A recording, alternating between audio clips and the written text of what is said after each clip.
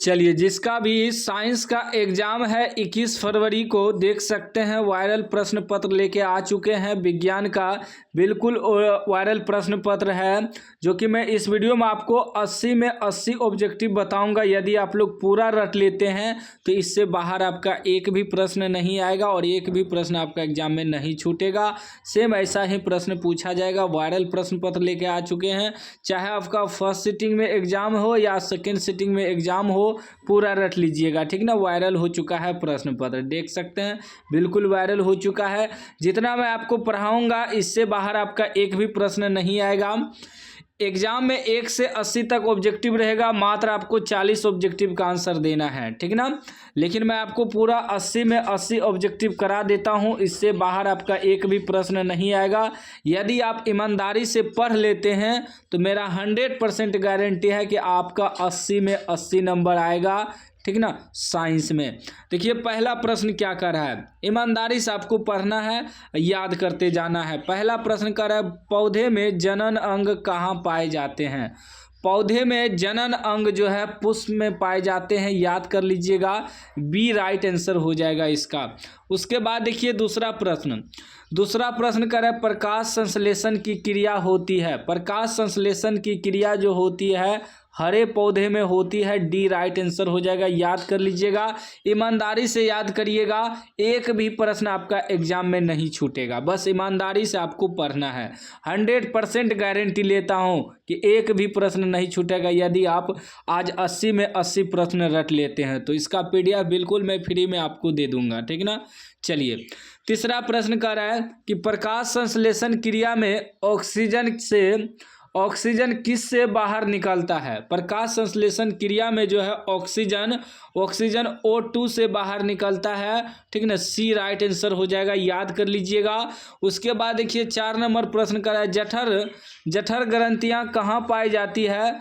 जठर ग्रंथियां जो है वह आपका अमाशय में पाई जाती है, ऑप्शन बी राइट आंसर हो जाएगा, याद कर लीजिएगा। बिल्कुल 80 में 80 वायरल प्रश्न मैं आपको बता रहा हूं, बस ईमानदारी से आपको पढ़ते जाना है, रटते जाना है, ठीक ना। चलिए 5 नंबर प्रश्न देखिए क्या कह रहा है, ग्लाइकोलिसिस की प्रक्रिया संपन्न होती है, तो वह संपन्न होती है कोशिका द्रव में संपन्न होती है, याद रखिएगा, ठीक ना। चलिए अगला प्रश्न देख लीजिए। 6 नंबर कह रहा है कि इथाइल एल्कोहल किस प्रकार के शोषण से बनता है। इथाइल एल्कोहल जो है वह आपका अवायवीय से बनती है, ऑप्शन बी राइट आंसर हो जाएगा, याद कर लीजिएगा। 80 में 80 प्रश्न एक भी आपका एग्जाम में नहीं छूटेगा। देखिए ईमानदारी से आपको पढ़ना है। 7 नंबर प्रश्न कह रहा है कि सबसे छोटी अंतःस्रावी ग्रंथि कौन है, तो इसका राइट आंसर हो जाएगा पिट्यूटरी, ठीक है ना। बी राइट आंसर हो जाएगा पिट्यूटरी। उसके बाद देखिए 8 नंबर प्रश्न आपका कह रहा है कि पौधों के वायवीय भागों से जल के हास्र की क्रिया कहलाती है, तो इसका राइट आंसर हो जाएगा आपका वाष्पो उत्सर्जन, ठीक है ना। बी राइट आंसर हो जाएगा। बिल्कुल मैं 80 में 80 वायरल प्रश्न बता रहा हूँ, ईमानदारी से आपको पढ़ना है। वीडियो चला के रख दीजिए, बस माइंड में लेते चलिएगा, ठीक है ना। चलिए अगला प्रश्न देखिए 9 नंबर प्रश्न कर रहा है, घेंगा रोग पनपता है। घेंगा रोग जो पनपता है वह पनपता है आयोडीन की कमी से, ठीक है ना, याद रखिएगा। सी राइट आंसर हो जाएगा, घेंगा रोग आयोडीन की कमी से होता है। 10 नंबर प्रश्न आपका कह रहा है कि रक्त में हल्के पीले रंग के चिपचिपे द्रव को कहते हैं, तो क्या कहते हैं, तो उसे कहते हैं लिम्फ कहते हैं, ऑप्शन बी राइट आंसर हो जाएगा, ठीक है ना। चलिए 11 नंबर प्रश्न आपका कह रहा है कि रक्तचाप मापने के उपकरण को कहते हैं, उस उपकरण को कहते हैं सिफगोमोमेनोमीटर, ठीक है ना। डी राइट आंसर हो जाएगा, सिफगोमोमेनोमीटर कहते हैं, डी राइट आंसर हो जाएगा, ठीक है ना। उसके बाद देखिए आपका 12 नंबर प्रश्न आपका कह रहा है कि वाष्प उत्सर्जन क्रिया पाई जाती है, तो वाष्प उत्सर्जन क्रिया जो पाई जाती है पौधों में पाई जाती है, बी राइट आंसर हो जाएगा। बस आपको 80 में 80 ऑब्जेक्टिव रट लेना है, जैसे भी आपको रटना होगा, ठीक है ना। उसके बाद देखिए 13 नंबर प्रश्न कह रहा है कि निम्नलिखित में किसमें खुला परिसंचरण तंत्र पाया जाता है? तो वह पाया जाता है आपका तिलचट्टा में। याद रखिएगा, सी राइट आंसर हो जाएगा। बिल्कुल वायरल प्रश्न मैं आपको बता रहा हूँ। उसके बाद देखिए 14 नंबर प्रश्न कर रहा है कि रक्त क्या है? रक्त क्या है? तो रक्त जो है उत्तक है। याद रखिएगा, बी राइट आंसर हो जाएगा। 15 नंबर प्रश्न कर रहा है कि मूत्र का पीला रंग किस वर्णक के कारण होता है? तो वह आपका जो है यूरोक्रोम के कारण होता है। याद रखिएगा, सी राइट आंसर हो जाएगा। नेक्स्ट प्रश्न आपका 16 नंबर प्रश्न कर रहा है कि निम्नलिखित में कौन एक उभयलिंगी जंतु है? उभयलिंगी जंतु जो है आपका वह केचुआ है। याद रखिएगा, डी राइट आंसर हो जाएगा। 17 नंबर प्रश्न कर रहा है कि यूरिया रक्त में कहाँ से प्रवेश करती है? यूरिया रक्त में जो है यकृत से प्रवेश करती है। सी राइट आंसर हो जाएगा। याद कर लीजिएगा, 80 में 80 वायरल प्रश्न मैं आपको बता रहा हूँ। 18 नंबर प्रश्न कर रहा है जैव आवर्धन प्रदर्शित करने वाला रसायन है? तो इसका राइट आंसर हो जाएगा आपका DDT। याद रखिएगा, बी राइट आंसर हो जाएगा। आप लोग जो है चैनल को सब्सक्राइब कर लीजिएगा और हमारा व्हाट्सएप चैनल का लिंक डिस्क्रिप्शन में आप लोग जुड़ जाइएगा, हम वहाँ PDF सेंड कर देंगे, ठीक ना। बिल्कुल आगे मैं आपको बता दूंगा वीडियो के लास्ट में कि कहाँ से डाउनलोड करना है। अब आप लोग कंटिन्यू देखिए, समझिए, ठीक ना। इतना ठो रट लेते हैं तो आपका पक्का है कि एग्जाम में 80 में 80 नंबर आएगा, ठीक ना। चलिए 19 नंबर प्रश्न देखिए आपका क्या कर रहा है कि निम्नलिखित में से कौन एक प्राथमिक उपभोक्ता है? तो इसका राइट आंसर हो जाएगा आपका शाकाहारी। बी राइट आंसर हो जाएगा। उसके बाद आपका 20 नंबर प्रश्न कर रहा है कि निम्नलिखित में कौन एक भूमिगत जल का उदाहरण है? तो इसका राइट आंसर हो जाएगा कुआं। ए राइट आंसर हो जाएगा। उसके बाद आपका 21 नंबर प्रश्न कर रहा है कि प्राकृतिक चुनाव द्वारा जीवों का विकास कहलाता है? जीवों का विकास कहलाता है डार्विनवाद, ठीक ना। सी राइट आंसर हो जाएगा। याद कर लीजिएगा, बिल्कुल वायरल हो चुका है प्रश्न। 22 नंबर का रहा है कि हरे पौधे कहलाते हैं? हरे पौधे जो कहलाते हैं उत्पादक कहलाते हैं। सी राइट आंसर हो जाएगा। नेक्स्ट प्रश्न आपका 23 नंबर प्रश्न कर रहा है कि अंडोत्सर्ग का कारण है? अंडोत्सर्ग का कारण जो है वह है LH। याद रखिएगा, ए राइट आंसर हो जाएगा। 24 नंबर प्रश्न कर रहा है कि लैंगरहैंस की द्वीपिकाएँ कहाँ पाई जाती है? तो वह अग्नाशय में पाई जाती है। सी राइट आंसर हो जाएगा। याद कर लीजिएगा, बिल्कुल वायरल हो चुका है प्रश्न, ठीक ना। उसके बाद देखिए नेक्स्ट प्रश्न आपका 25 नंबर प्रश्न कर रहा है 25 नंबर प्रश्न कर रहा है कि थायरोक्सिन हार्मोन के संश्लेषण में निम्नलिखित में किसका होना आवश्यक है?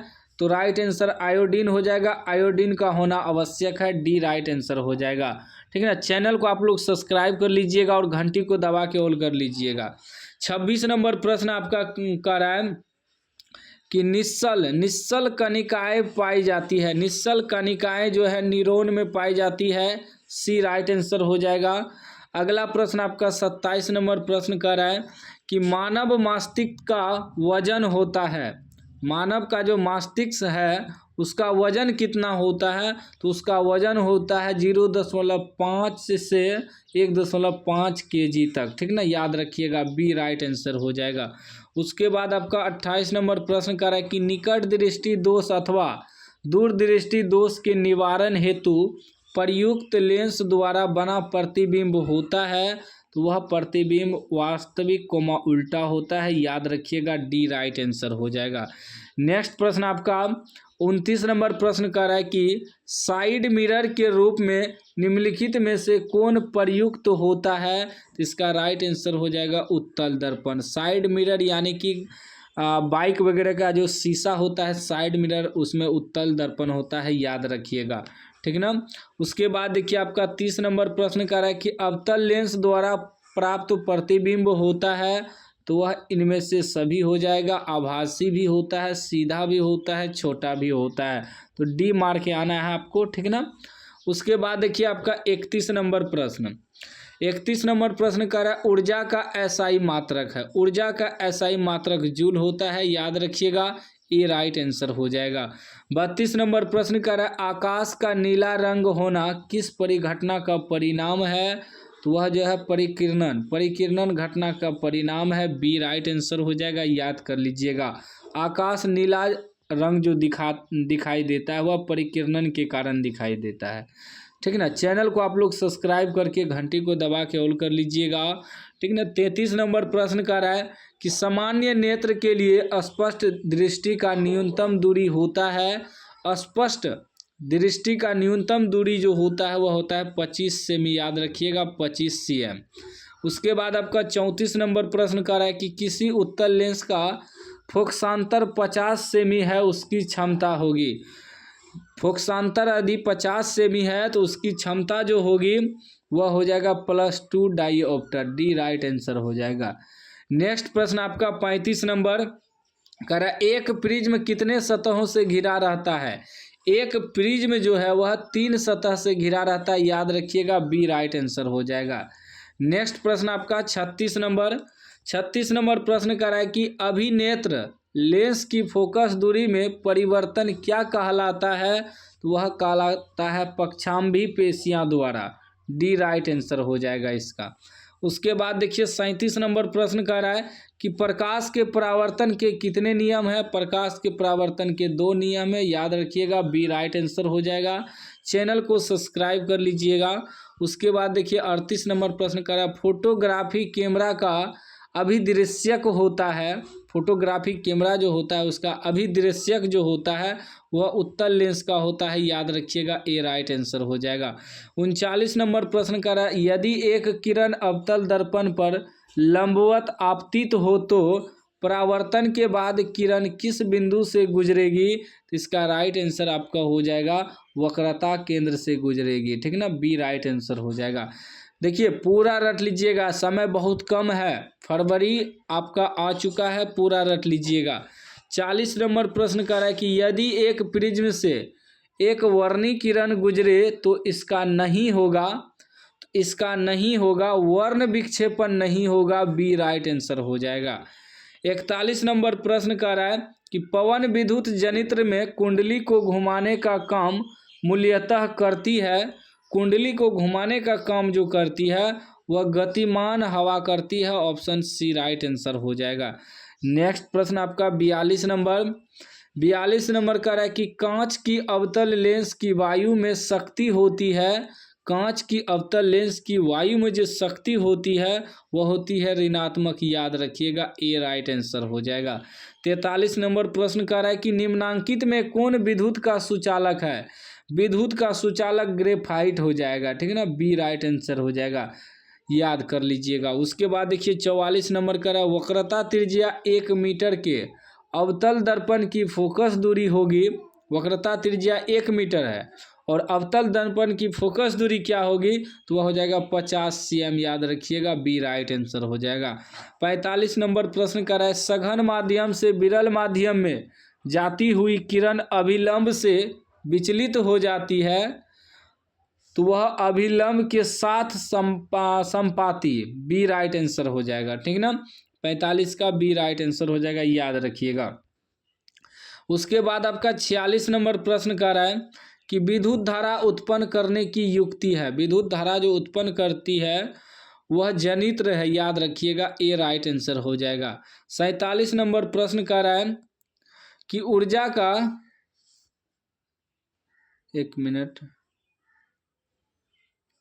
45 इसका राइट आंसर जो है 45 का हो जाएगा अभिलंब से दूर, ठीक ना। या ठीक ना, मिस्टेक हो गया था। सघन माध्यम से विरल माध्यम में जाती हुई किरण अभिलंब से विचलित हो जाती है तो अभिलंब से दूर हो जाएगा। ए राइट आंसर हो जाएगा, याद रखिएगा, ठीक ना। क्या हो जाएगा? 45 का ए राइट आंसर हो जाएगा, याद कर लीजिएगा। उसके बाद 46 का कर विद्युत धारा उत्पन्न करने की युक्ति, तो वह आपका जनित्र हो जाएगा। राइट आंसर ए हो जाएगा। नेक्स्ट प्रश्न आपका 47 नंबर का रहा है। 47 नंबर प्रश्न का रहा है ऊर्जा का प्रारंभिक स्रोत है। प्रारंभिक स्रोत आपका हो जाएगा ऊर्जा का, वह सौर ऊर्जा हो जाएगा। बी राइट आंसर हो जाएगा, याद कर लीजिएगा। उसके बाद देखिए 48 नंबर प्रश्न का है कि कांच की एक समांतर पट्टिका पर श्वेत किरण तिरछी आपतित होती है, निम्नांकित में कौन प्रथम अपवर्तन के साथ घटित होगा? तो वह आपका होगा विचलन। ये राइट आंसर हो जाएगा 48 का, ठीक ना। चलिए अगला प्रश्न आपका 49 नंबर का रहा है कि हमारे घरों में जो विद्युत आपूर्ति की जाती है हमारे घरों में जो विद्युत आपूर्ति होती है वह 220 वोल्ट पर्यावर्ती धारा होता है, ठीक ना। याद रखिएगा, सी राइट आंसर हो जाएगा। 50 नंबर प्रश्न आपका कह रहा है कि जस्ता की परमाणु संख्या हो जाएगा 30, याद रखिएगा, डी राइट आंसर हो जाएगा। उसके बाद नेक्स्ट प्रश्न आपका 51 नंबर प्रश्न कर रहा है कि धोबिया सोडा का रासायनिक सूत्र क्या है? धोबिया सोडा का रासायनिक सूत्र हो जाएगा Na2CO3 × 10H2O, याद रखिएगा, ए राइट आंसर हो जाएगा। उसके बाद आपका 52 नंबर प्रश्न कर रहा है कि निम्नांकित में कौन प्रबल क्षारक है? निम्नांकित में कौन प्रबल क्षारक है? तो वह आपका NaOH क्षारक हो जाएगा, सी राइट आंसर हो जाएगा। उसके बाद नेक्स्ट प्रश्न आपका 53 नंबर कह रहा है कि हेमेटाइट निम्नांकित में किस धातु का अयस्क है? तो वह Fe लोहा का हो जाएगा, ठीक ना, Fe फेरम यानी कि लोहा।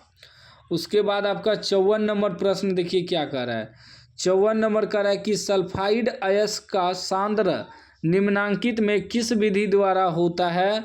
तो वह जो होता है फेन उत्प्लावन विधि द्वारा होता है, डी राइट आंसर हो जाएगा।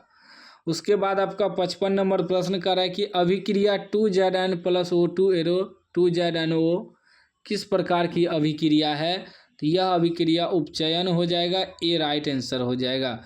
56 नंबर प्रश्न कर रहा है कि ग्लूकोज का आणविक सूत्र है, ग्लूकोज का आणविक सूत्र हो जाएगा C6H12O6, ठीक ना, बी राइट आंसर हो जाएगा, याद कर लीजिएगा। उसके बाद देखिए 57 नंबर प्रश्न कर रहा है कि अम्ल का जलीय विलयन विद्युत का संचालन करता है, क्योंकि अम्ल जो है जल में आयनित होता है, सी राइट आंसर हो जाएगा। अम्ल जो है जल में आयनित होता है, 57 का सी राइट आंसर हो जाएगा। 58 नंबर का है कि लिथियम के बाह्यतम सेल में कितने इलेक्ट्रॉन विद्यमान है? लिथियम के बाह्यतम सेल में जो है वह 1 इलेक्ट्रॉन विद्यमान है, ए राइट आंसर हो जाएगा। उसके बाद आपका 59 नंबर प्रश्न कर रहा है कि आवर्त सारणी के शून्य समूह का तत्व है। आवर्त सारणी के शून्य समूह का तत्व आपका हो जाएगा He यानी कि हीलियम, सी राइट आंसर हो जाएगा। 60 नंबर प्रश्न कर रहा है निम्नांकित में सर्वाधिक विद्युत ऋणात्मक तत्व कौन है? तो वह आपका के है यानी कि पोटेशियम, बी राइट आंसर हो जाएगा। उसके बाद 61 नंबर प्रश्न कर रहा है जल के वैद्युत अपघटन में कैथोड पर कौन सी गैस मुक्त होती है? तो वह आपका हाइड्रोजन गैस मुक्त होती है, सी राइट आंसर हो जाएगा। नेक्स्ट प्रश्न आपका 62 नंबर प्रश्न कर रहा है कि हमारा शरीर का pH मान क्या है? हमारा शरीर का pH मान है 7.0 से 7.8 तक, सी राइट आंसर हो जाएगा। उसके बाद 63 नंबर प्रश्न कर रहा है 63 नंबर निम्नांकित यौगिकों में कौन अम्ल है?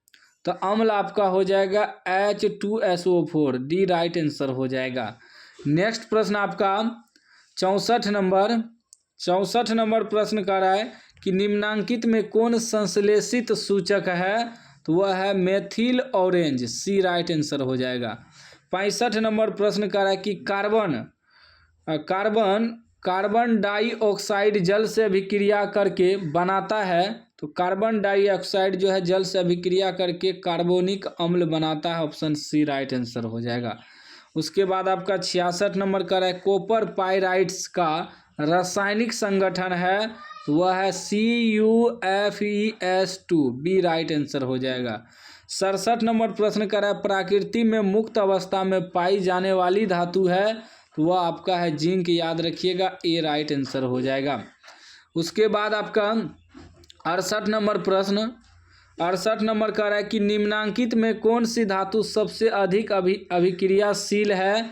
तो वह आपका है Zn, ठीक ना, ए राइट आंसर हो जाएगा।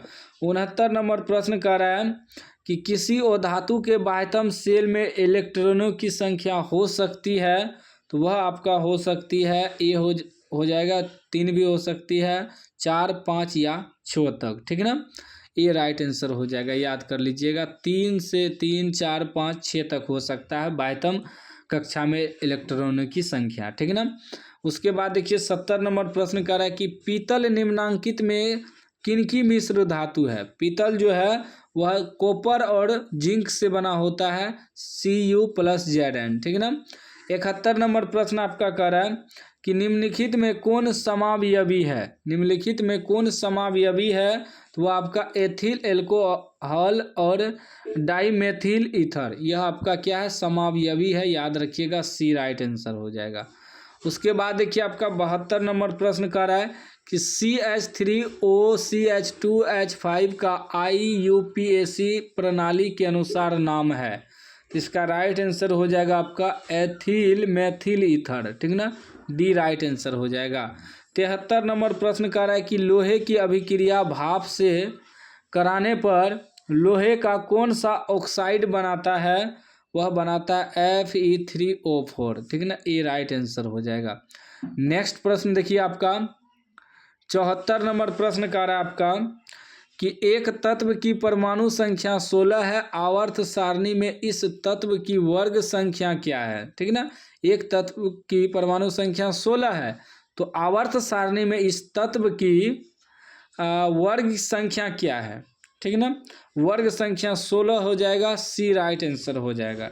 चलिए अगला प्रश्न आपका 75 नंबर का रहा है। 75 नंबर, निम्नलिखित में कौन सी धातु तनु सल्फ्यूरिक अम्ल के साथ अभिक्रिया नहीं करती है, तो वह आपका Cu यानी कि कॉपर नहीं करती है, सी राइट आंसर हो जाएगा। 76 नंबर प्रश्न कर रहा है कि एक मिश्र धातु में 90% Cu यानी कॉपर और 10% टिन है, इस मिश्र धातु का नाम है, इस मिश्र धातु का नाम ब्रोंज हो जाएगा, बी राइट आंसर हो जाएगा। 77 नंबर का है जिंक सोडियम हाइड्रोक्साइड के साथ प्रतिक्रिया कर बनाता है, तो वह H2 गैस बनाता है, ए राइट आंसर हो जाएगा। उसके बाद आपका 78 नंबर प्रश्न कर रहा है कि निम्नलिखित में कौन सी धातु वायु में उच्च ताप पर गर्म किए जाने पर भी ऑक्सीजन से संयोग नहीं करती है, तो वह आपका Ag नहीं करती है, सी राइट आंसर हो जाएगा। 79 नंबर प्रश्न कर रहा है कि अयस्क में उपस्थित अपद्रव कहलाते हैं, तो वह आपका गैंग कहलाते हैं, सी राइट आंसर हो जाएगा, ठीक ना। उसके बाद देखिए 80 नंबर प्रश्न कर रहा है कि निम्नलिखित में किस गुण के कारण धातुओं के तार बनाए जाते हैं, तो वह आपका तन्यता के कारण, ठीक ना, सी राइट आंसर हो जाएगा। मैंने आपको 80 में 80 वायरल ऑब्जेक्टिव बताया है जो कि सीधे एग्जाम में रहेंगे, चाहे आपका फर्स्ट सिटिंग में हो सेकेंड सिटिंग में, पूरा रट लीजिएगा। इसका PDF यदि आप सभी को डाउनलोड करना है तो हमारा व्हाट्सएप चैनल का लिंक डिस्क्रिप्शन में है, जुड़ जाइएगा और गूगल पे सर्च करिएगा SK knowledge class, SK knowledge class search करिएगा, sknowledgeclass.com वेबसाइट आएगा, वहाँ से आप 10th क्लास वाला सेक्शन में जाके डाउनलोड कर लीजिएगा। तो वीडियो कैसा लगा कमेंट बॉक्स में ज़रूर बताइएगा, चैनल को सब्सक्राइब कर लीजिएगा, सभी विषय का आपको यहाँ PDF मिलेगा।